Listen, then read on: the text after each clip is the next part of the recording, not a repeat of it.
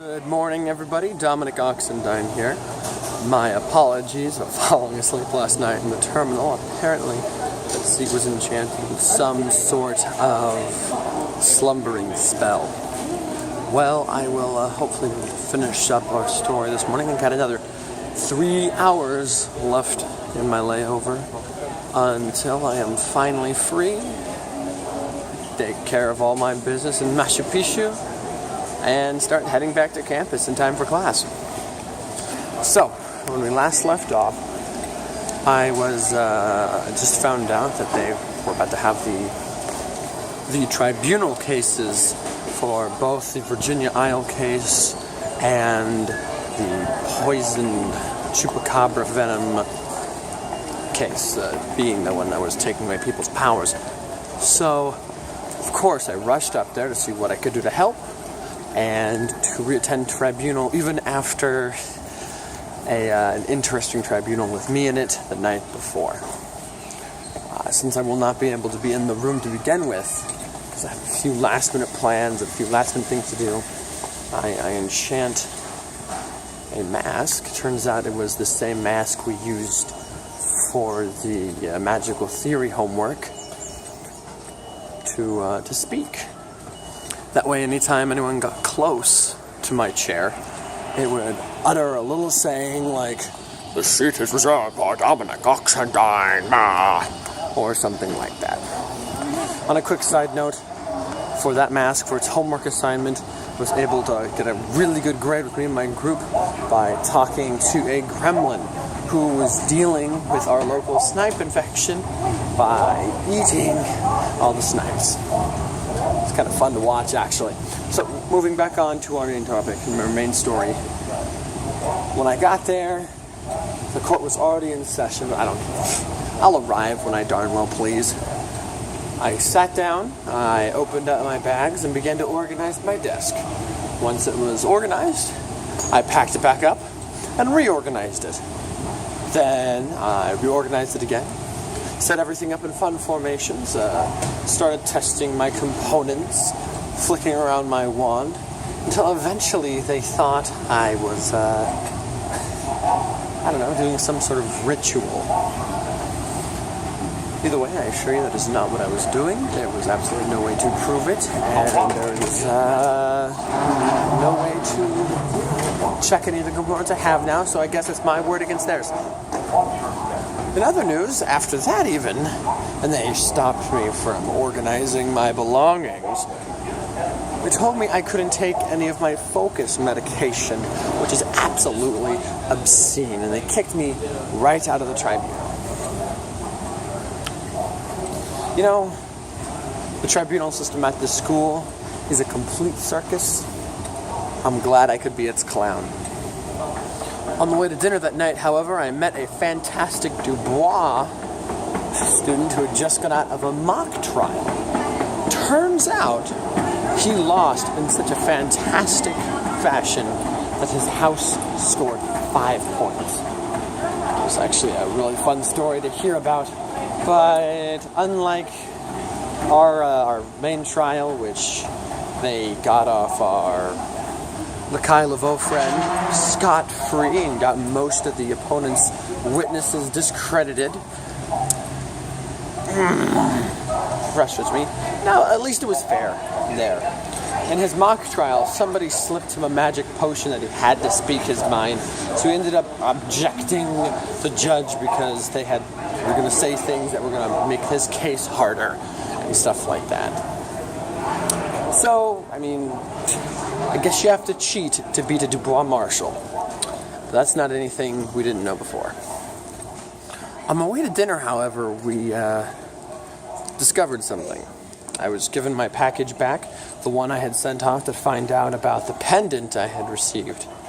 Turned out, it belonged to Marie Laveau, and it had an enchantment placed upon it, which caused if you grabbed it or took it or was given it to it by the owner, you would start to slowly fall in love with it.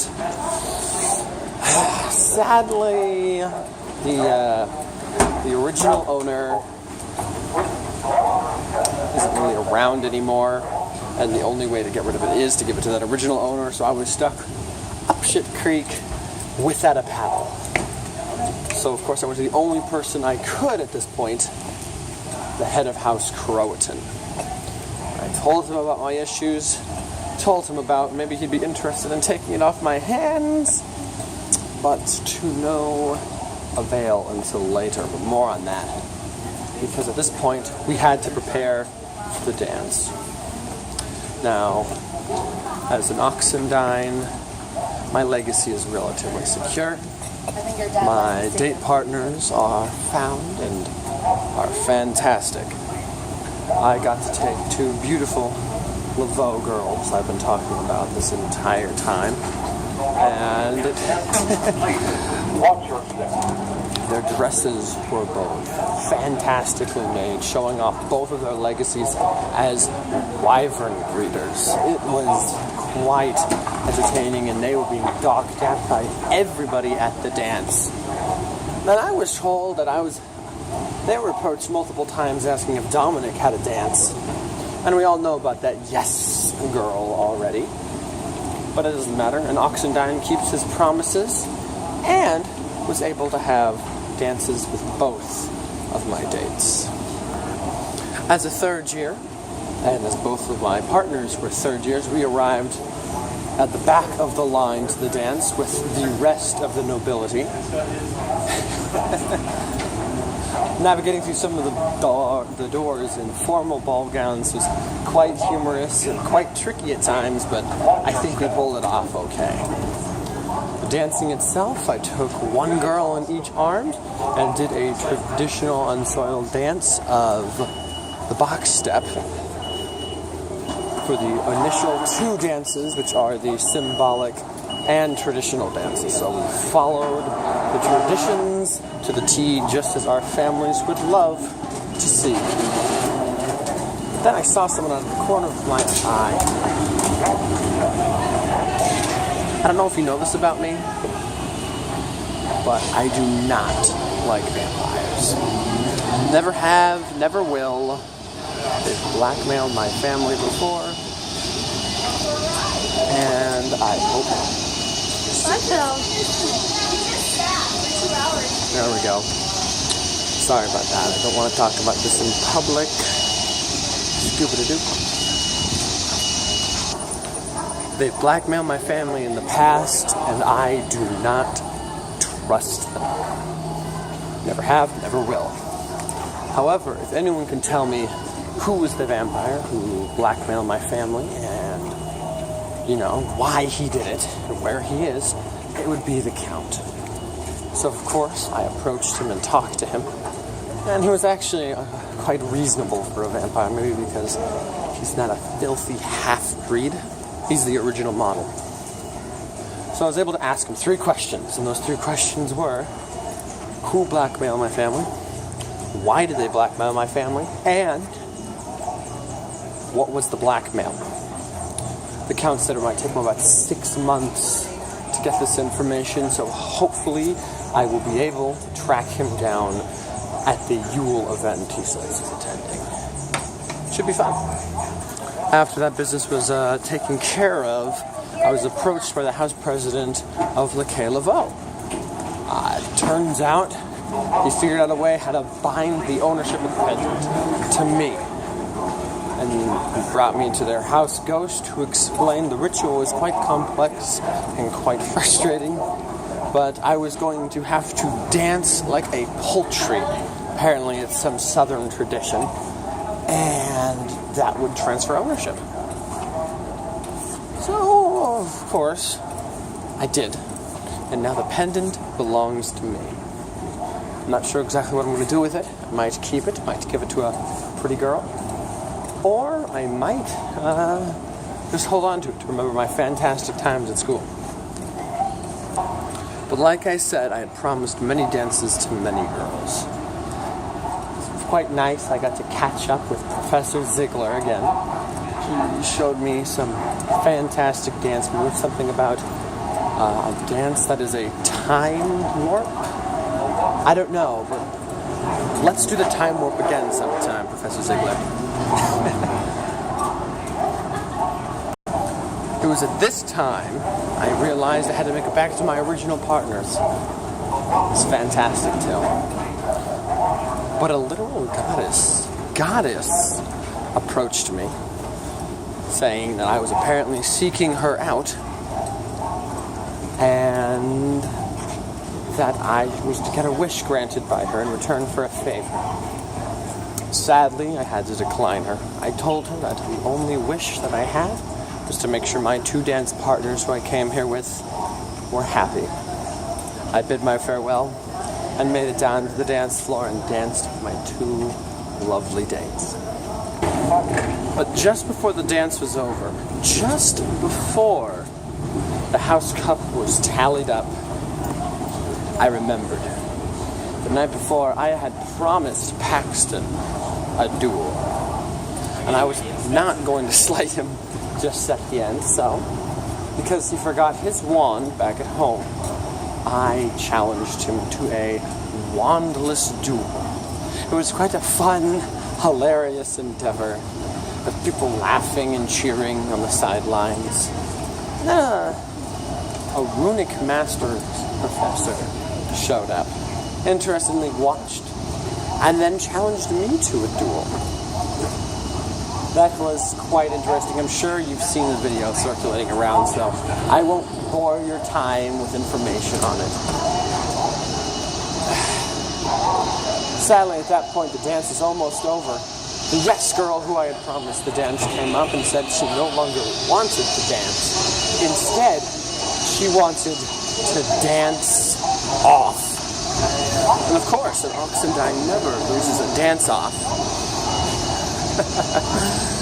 That was fun, though. Even the Chancellor got in on the fun a little bit, bringing out his own special tango. It was remarkable, but in no way it could stand up to the sheer power of the Oxendine.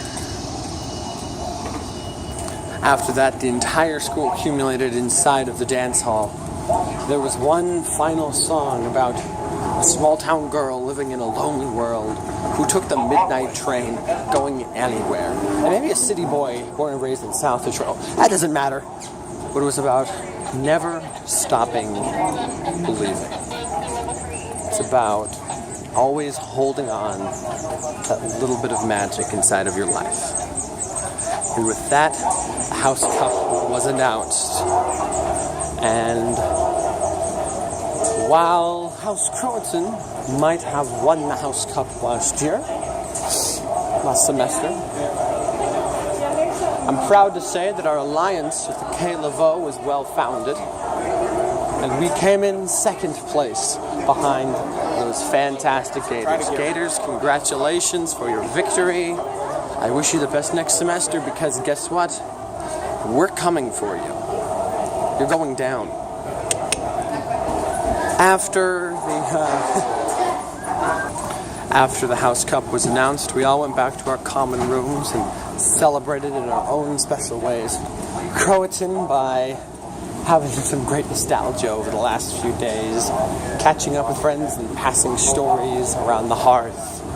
Casa de Kaya is where the main party happened. Those coyotes do know how to party, and in fact, I got to meet up with one very special fox we talked about earlier. And let's just say now I definitely know how that party house parties. I was even escorted back to the common rooms, to the dorm rooms, by a legendary blue-haired duelist. It was pretty fun, not gonna lie. Sadly, it had to end at about 2 o'clock in the morning. Sadly, the next morning, the news was clear. The snipe infestation had grown far too powerful. And even with the help of the gremlins eating the snipes, we had to evacuate campus. There was a somber goodbye breakfast where everybody hugged and cried because they didn't want to leave, and to be perfectly honest, neither did I.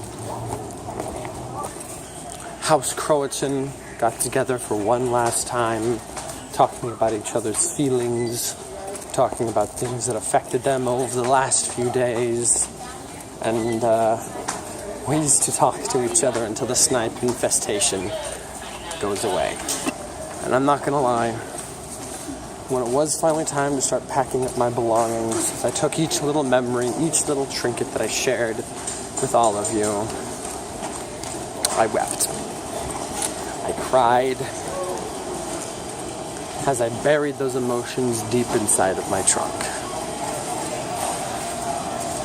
On our way back to the common rooms to pick up the last of our supplies, I swung by with the very last of a Bacardi potion that I dropped off with all the servants who helped make this event as magical as it was. You should have seen the look on their face. It was actually kind of funny. In fact, I barely touched the Bacardi all week. So, I guess you guys are going to get slizzard on some Bacardi. The ladies and I left the campus together, went out for some fantastic Cajun chili. Those Laveaus sure do know hospitality. Once again, congratulations, Gators, but Turtle House is best house. Next thing you know, they dropped me off at the steps of the airport. I didn't forget. I gave them both their homework. I gave them both the assignments for Monday that are teachers, because even if the snipe infestation isn't gone Monday, we still have to be prepared for classes. To all the students, faculty, and guests that I've met over these last few days. To everybody at Madiscala who believed together that we can do greater things, to learn all things from everyone. I leave you with this. Don't stop believing. Don't give up on the dream. And most importantly, I'll see you all in class Monday. I have to go now. My flight to Machu Picchu is just in. It looks like it's going to be a full flight, but I will have a brand new set of things to sell you all and share with you all when we meet again and the semester starts anew Monday. Until then, this is Dominic Oxendine signing off.